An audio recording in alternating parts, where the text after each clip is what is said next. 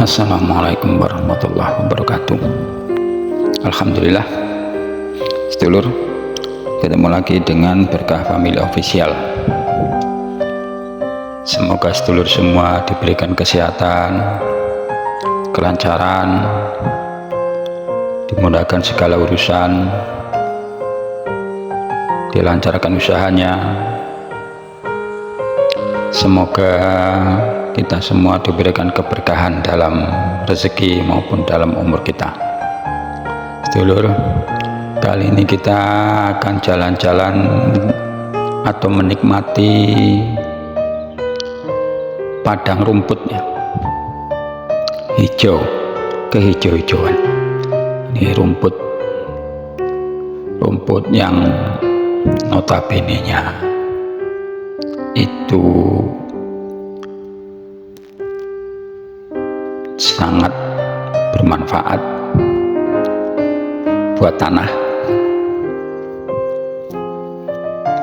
Tempat kehijau-hijauan, kalau nggak ada rumput, tanahnya seperti gersang. Ingat kemarin kebakaran di Gunung Bromo, kan hitam semua. Sekarang setelah tumbuh rumput jadi indah kembali, hijau kembali, nampak seperti menghijau. Memang menghijau ya, sangat indah jadinya. Kalau kemarin kan hitam, buat ternak, apalagi kita punya hewan ternak, itu sangat senang sekali kalau melihat rumput. Nah, buat makanan seperti kambing, sapi, kuda, dan lain-lain. Jadi sedulur, dalam menikmati suasana hijau, suasana yang menyejukkan mata, ini semata-mata memang Allah SWT memberikan kita nikmat kepada kita yang memang mesti disyukuri,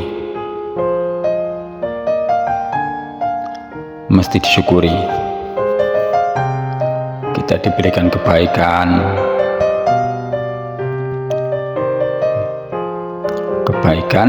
yang hendaknya kita dapatkan di dunia dan akhirat. Salah satu kebaikan atau ada kebaikan yang Allah berikan kepada kita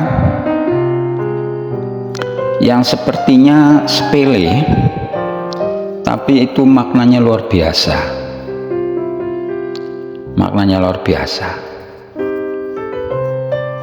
Yaitu apa? Al-Quran. Dengan kita membaca Al-Quran, itu menjadi kebaikan yang luar biasa. Belum lagi kalau kita mengkaji, memahami, baru membaca saja itu sudah merupakan kebaikan yang luar biasa. Sedulur, pernah Rasulullah SAW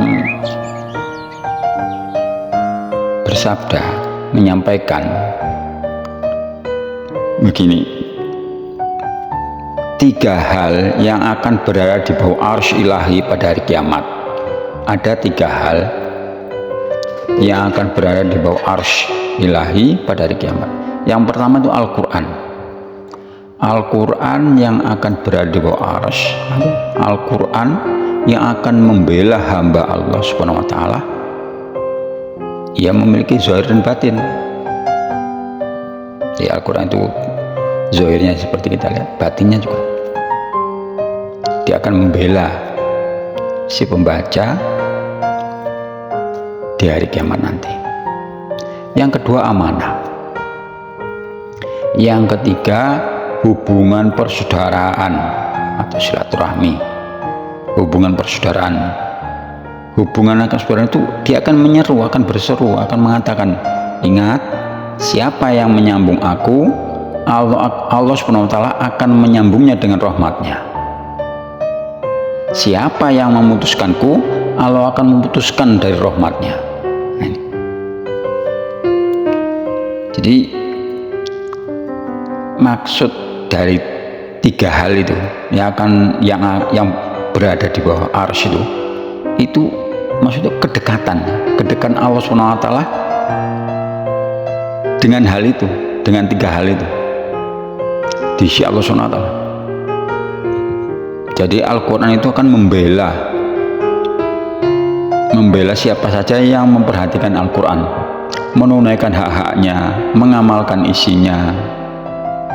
Pasti Al-Quran akan membela di hadapan Allah SWT dan akan mensyafaatinya serta menaikkan derajatnya.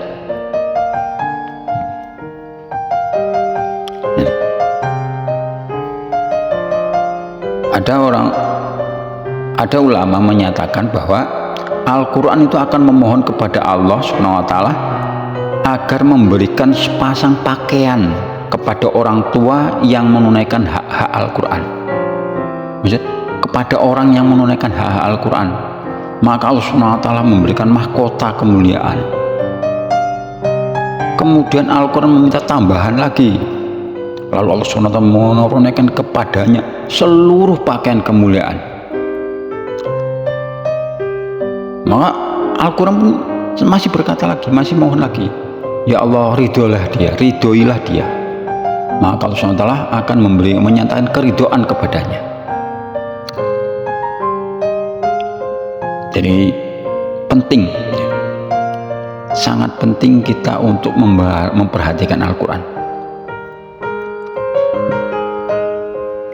Kalau kita bisa membacanya, kita baca.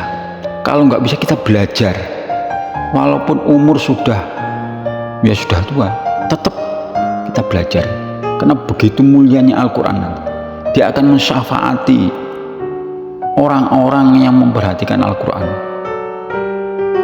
Bagaimana memperhatikannya? Ya kalau kita bisa baca, bisa mengkajinya, memahaminya, mengamalkannya, kemudian menyampaikannya kepada orang lain. Ini bukti kita memperhatikan Al-Quran. Kalau kita cuma bisa baca, ya baca aja, enggak apa-apa. Jangan sampai kita tidak mau tahu dengan Al-Quran, karena hak Al-Quran itu dihatamkan 2 kali setahun. Mesti kita hatamkan 2 kali setahun. Jangan sampai kita lalai Al-Quran ini. Jadi Al-Quran itu memiliki zahir dan batin. Zahir itu bisa dipahami oleh semua orang makna-maknanya. Dan batin, makna-makna Al-Quran secara batin itu tidak semua orang bisa memahami maknanya. Rasulullah pernah menyatakan bahwa barang siapa menafsirkan Al-Quran dengan pendapatnya sendiri, maka ia telah melakukan kesalahan meskipun pendapatnya itu benar. Jadi harus tahu ilmunya, tahu ilmu-ilmu untuk memahami Al-Quran. Tidak boleh sembarangan. Seperti ilmu lughat untuk mengetahui makna setiap kata dalam bahasa Arab. Ada lughat, kemudian ilmu nahwu. Ya kalau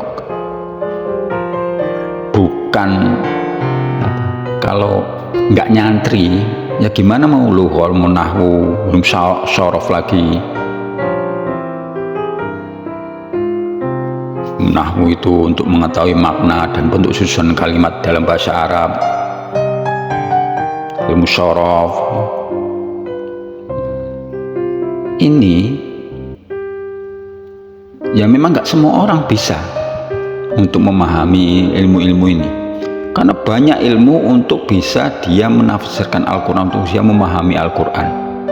Nah kalau kita seperti ini ya manut saja, manut ulama. Ulama itu pewaris Nabi. Kita kan nggak bisa apa-apa, ya kan manut ulama.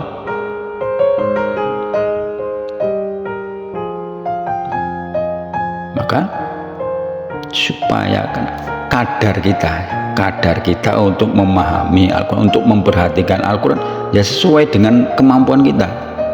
Kalau mengalih tafsir atau memahami Al-Quran, para alim itu dia paham ilmu lughat, nahwu, shorof, ada lagi ilmu istiqa, ada ilmu ma'ani, ilmu bayan, ilmu badi, qiraat dan lain-lain, banyak lagi. Kalau hanya berapa ilmu atau enggak semuanya, ya belum bisa dia secara utuh memahami Al-Quran. Tapi kita yang tidak tahu ilmu itu ya kita manut ulama, manut para mufassir, bagaimana mereka menafsirkan Al-Quran, memahami Al-Quran, ya kita manut saja. Karena bukan kapasitas kita untuk mengomentari, untuk berpendapat tentang Al-Quran, untuk memahami Al-Quran, ya kita manut. Apa yang disampaikan ulama ya kita ikuti. Ada itu 16 atau 15 ilmu untuk memahami Al-Quran. Jadi kita amalkan apa yang kita tahu, apa yang disampaikan oleh para ulama alim, kita amalkan saja. Dan ada pepatah mengatakan, barang siapa mengamalkan apa yang ia ketahui, maka Allah SWT akan memberikan kepadanya ilmu yang tidak dia ketahui. Jadi apa yang kita tahu kita amalkan. Kita amalkan. Dengan kita amalkan, maka insya Allah Allah akan memberikan ilmu-ilmu yang kita tidak tahu. Intinya apa yang tahu amalkan. Dan kita tahu nggak kita amalkan, ya tahu kita amalkan. Ini bukti kepedulian kita, perhatian kita kepada Al-Quran.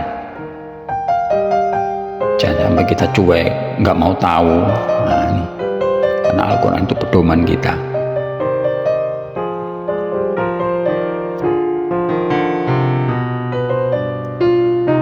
Jadi ini begitu pentingnya Al-Quran. Dia akan memberikan syafaat, akan melindungi orang-orang yang memperhatikan Al-Quran. Untuk memperhatikan Al-Quran sesuai dengan kemampuannya, sesuai dengan kemampuannya. Kita yang orang awam ini ya sekemampuan kita. Apa yang kita tahu ya kita amalkan. Karena nggak semua orang bisa memahami Al-Quran. Dalam satu kitab dikatakan bahwa ada tiga orang yang tidak akan mampu menafsirkan Al-Quran. Yang pertama itu orang yang tidak memahami bahasa Arab. Jelas gimana dia mau memahami Al-Quran itu bahasa Arab. Dia nggak paham bahasa Arab, ya gimana mau bisa menafsirkan. Itu yang pertama. Yang kedua, pelaku dosa besar atau ahli bid'ah yang dengan perbuatannya itu hatinya menjadi gelap, kemudian tertutup pemahamannya terhadap Al-Quran. Jadi orang pelaku dosa besar dia nggak akan mungkin menafsirkan Al-Quran. Jadi nggak akan bisa. Yang ketiga itu orang yang dalam masalah akidah itu hanya mengakui makna zahir nas Al-Quran atau makna-makna yang zahir saja, makna harfiah atau yang terlihat saja. Jadi kalau dia membaca Al-Quran yang nggak sesuai dengan pemikirannya, ya menolak. Yang zahirnya nggak sesuai dengan pemikirannya, dia menolak makna apa Al-Quran itu. Jadi orang seperti ini dia nggak akan mampu memahami Al-Quran dengan benar. Semoga kita terlindung dari hal tersebut. Jadi sedulur, begitu pentingnya Al-Quran. Hendaknya kita selalu memperhatikan. Ya mungkin dengan banyak ngaji atau pengajian-pengajian di kampung kita, di musola, di masjid tempat kita tinggal, kita hadiri, kita ikuti untuk menambah wawasan, menambah